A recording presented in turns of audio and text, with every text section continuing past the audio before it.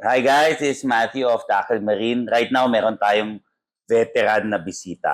At Tito, pakilala ka. Ako po si Noel Mariano, 72 years old.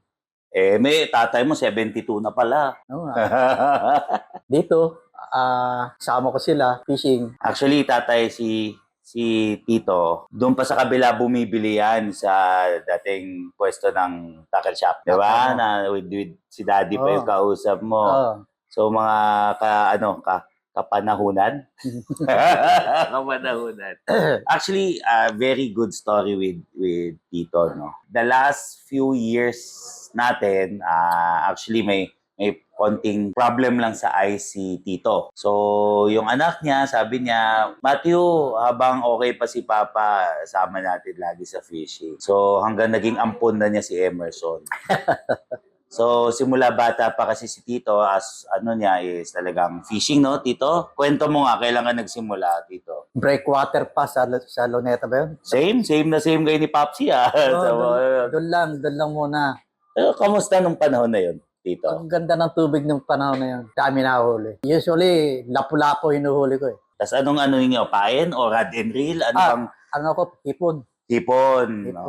Okay. Tapos, hindi ako magagamit ng rod and reel dahil nasasabit lang. So, sa pagitan ng mga bato, doon ako nagbababa ng stainless. Okay. Tapos, ang aking rod, Chinese bamboo. Kawayan. Yung may iksi ang pagitan. Okay. Matigas yun. So, in short, ano lang, pole lang, tsaka asero. Asero. Stainless. Okay. Ako lang gumawa nun yun, yung pang-fishing na yun. Kasi yun, pag nasabit si lapu-lapo, may hook yun, inaalis ko, sinasaksak ko yung kawayan, makukuha ko na si lapu-lapo. Mabili. Okay. Sa pilitan. Oo, ganda. Pero maganda talaga yung mga ano ninyo. Mga 19 ano yun? 70s? Mga ganun pa, mababa pa. See? Ganun na katagal na nagpipishing si Tito. Wala pa yun, yung Harbor View, PICC, CCP. Yung PICC mismo. Wala pa yun nun. Wala pa. Dagat pa yan noon. Pero Tito, sino nagturo sa'yo mag-fishing? Uncle ko, pupunta kami sa corridor. Doon, nag-rod and reel na kayo? Rod and reel. Pero natuto talaga kayo sa Luneta? Kasi father ko, mahilig yun. Kailangan niya ng kasama. Okay. Ako kasama nun. Siyempre, may edad na rin yun. Ngayon, yung anak na niya yung kasama niya nag-fishing. So, pass on lang. So, Uncle, saan kayo parang nalalagi dati? Saan mas parang naging home court ninyo nung panahon na yon? Sa fishing doon nga lang, sa ano lang. Corridor. Kung saan dyan. Alam ko may lupa kayo doon, di ba? Parang nakabili kayo ng lupa o bangka. Parang mayroon kayo mga sariling bangka doon no? Sa Cavite. O hindi lang sinabi sa'yo na anak mo? Cavite. Maraming kaibigan na kasama na pag nahilig ngayon, kasama na niya ngayon. Nagka-instant anak po yan. Pangalan Emerson. So sabi niya, Matthew, nalulungkot. Yung anak po niya nagsabi sa akin, Matthew, nalulungkot po yung aking tatay. Pasayahin mo naman. So, ayun, nakita yung kasayahan. Si Emerson, naging anak na niya. Kita mo, dumaan si Shadow. Nakita ko t-shirt lang.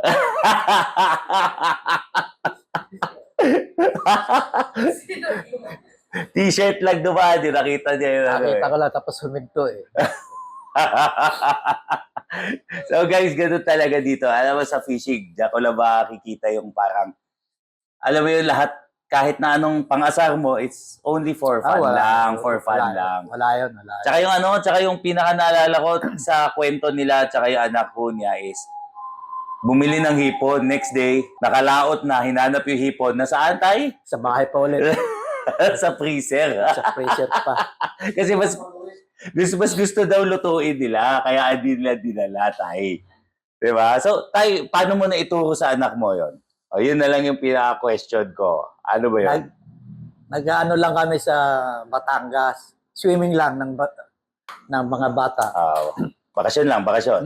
Lagi ko madala gamit ko. Kaya lang, wala akong time mag-fishing dahil binabantayan ko yung mga apo ko dahil nasa dagat eh. Okay. Maliliit pa yun. Binabantayan ko kaya hindi ako nakakapag-fishing. Hanggang sa, kasi nag-ano kami, island hopping na gano'n. Nagdala ko yung gamit ko. Nakaano ko, meron akong special na, Pamain. kinuha niya. Okay.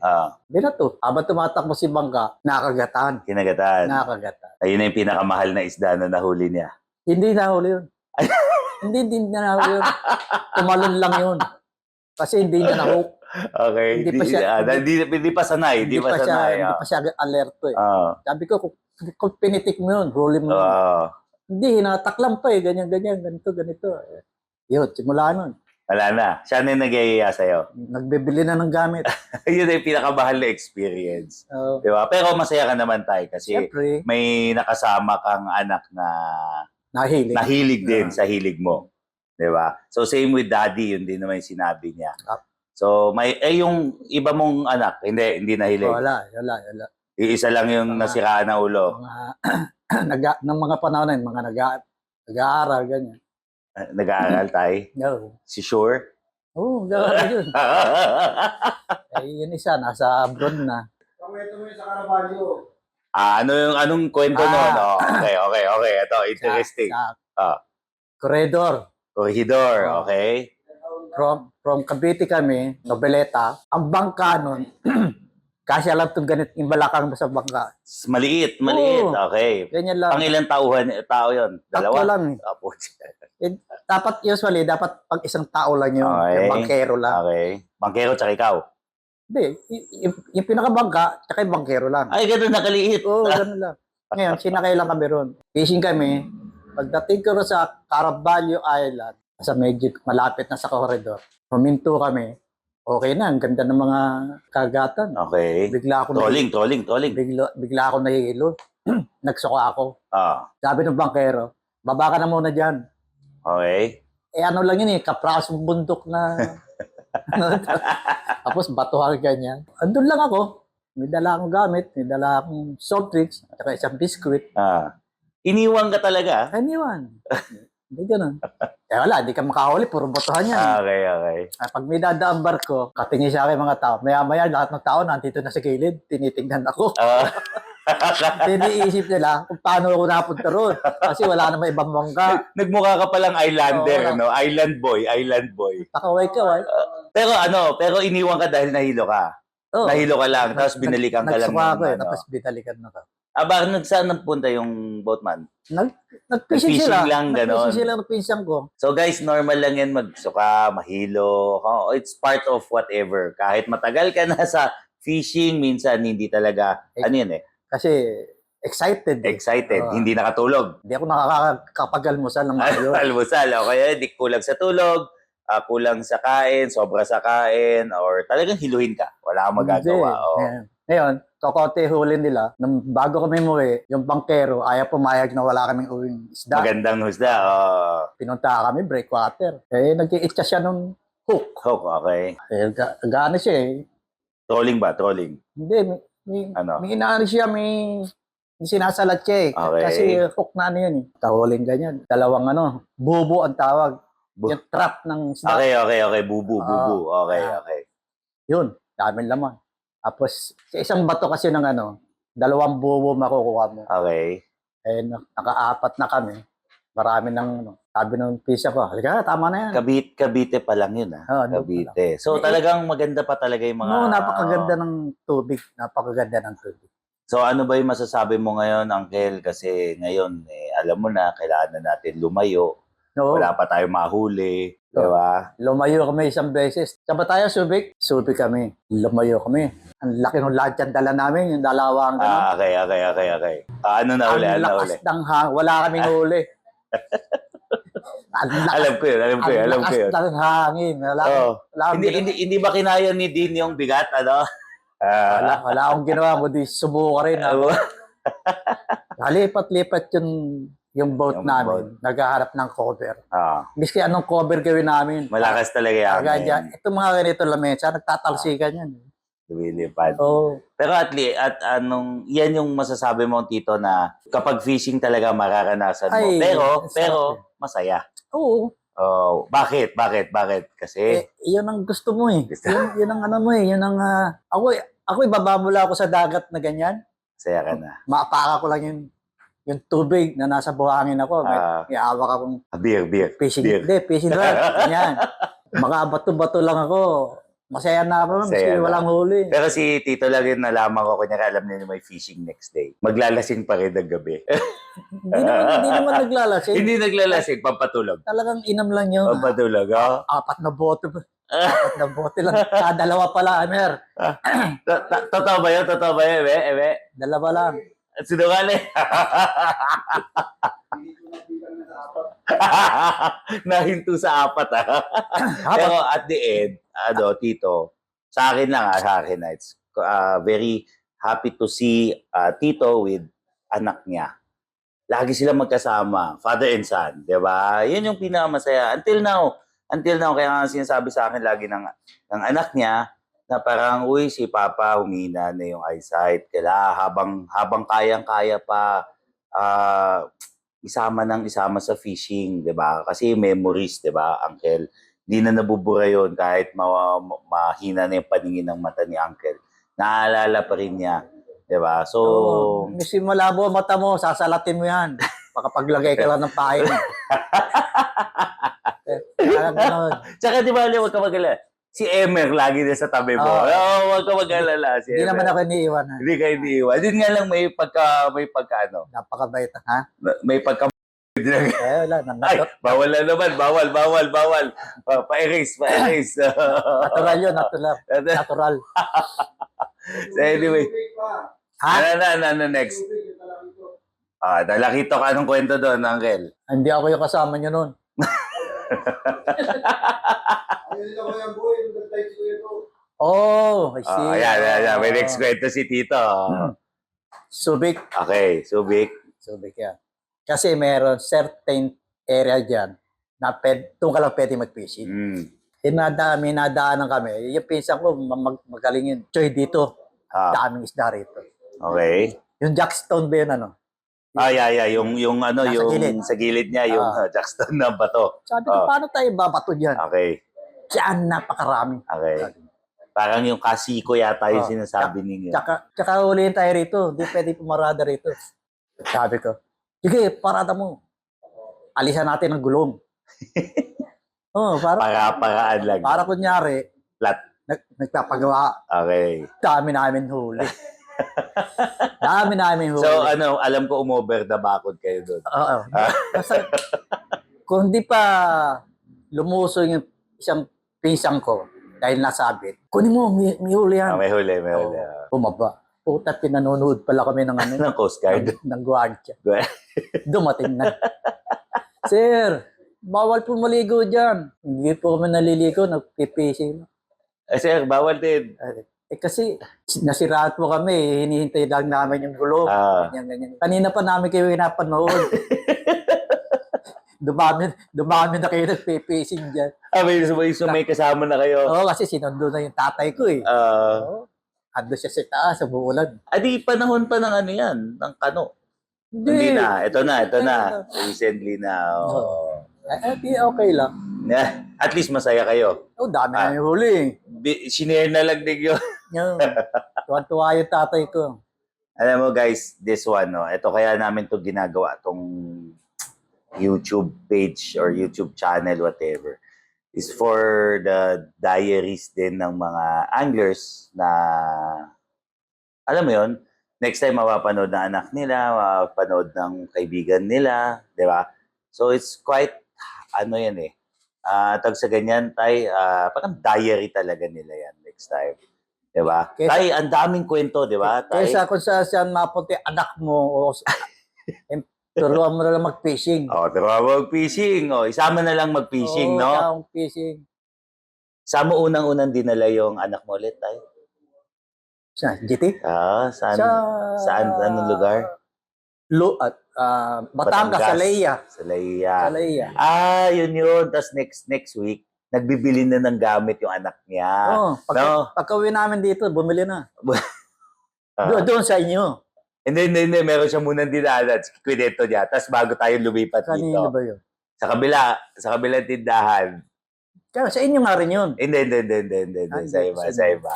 So anyway, kahit naman saan yan, tingnan mo, lahat yan kaibigan. Sa fishing, ang pinakakaaway mo lang dyan is how to catch the fish. Yun lang yun eh. Kakaway mo sarili mo. Sarili mo.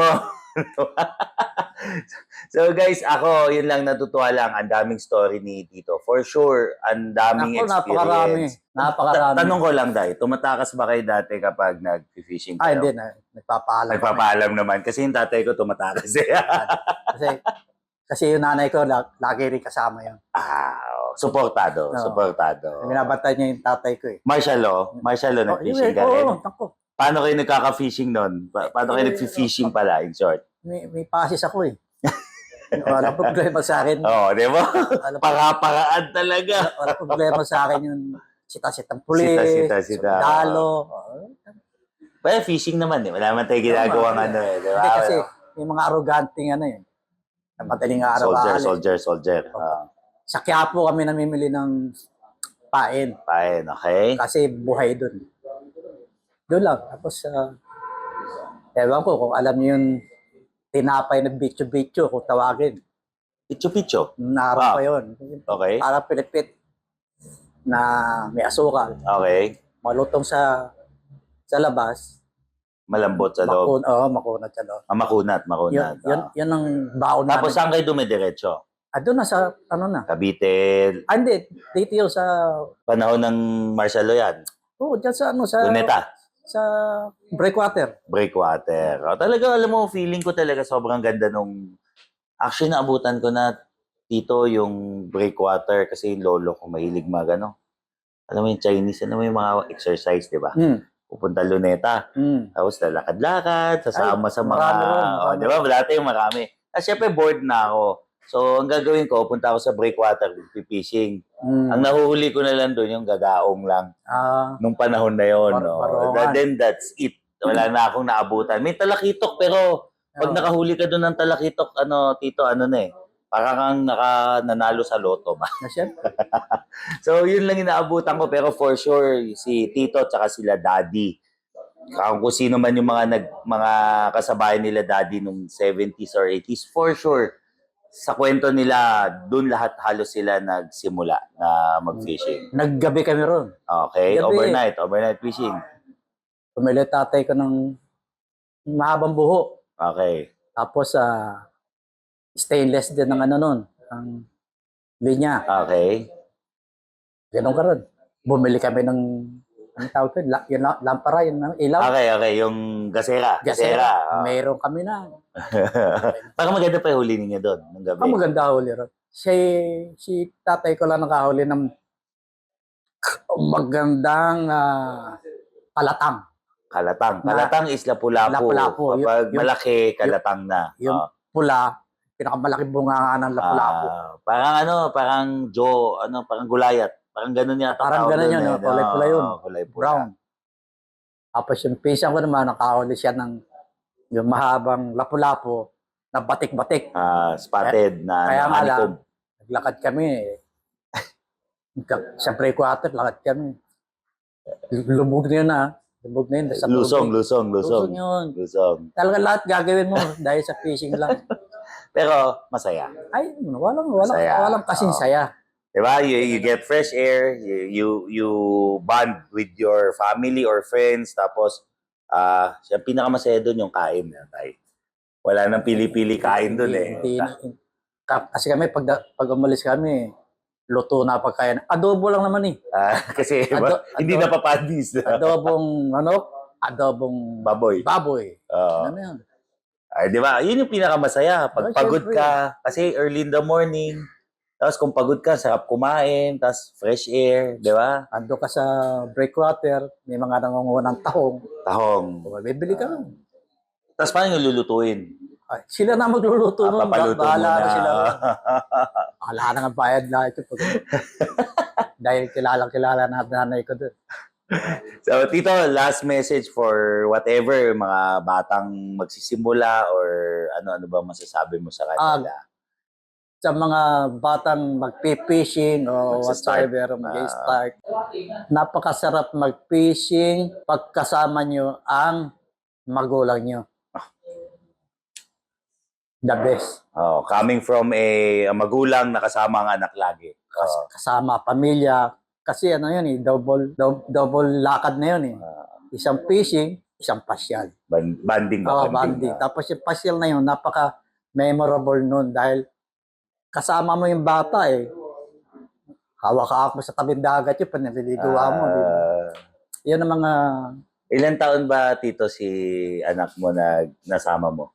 GT. Na nag-fishing? High school na yan. High school na. Wala na. Pero madalas kong kasama yan, hindi siya nagpipishing. Tay, iba na yung nagpapaligo sa kanya nun. So, yun lang guys. So, coming from a veteran angler, di ba? So, ang sarap ng feeling kasi kasama mo yung family mo, kaibigan mo, di ba?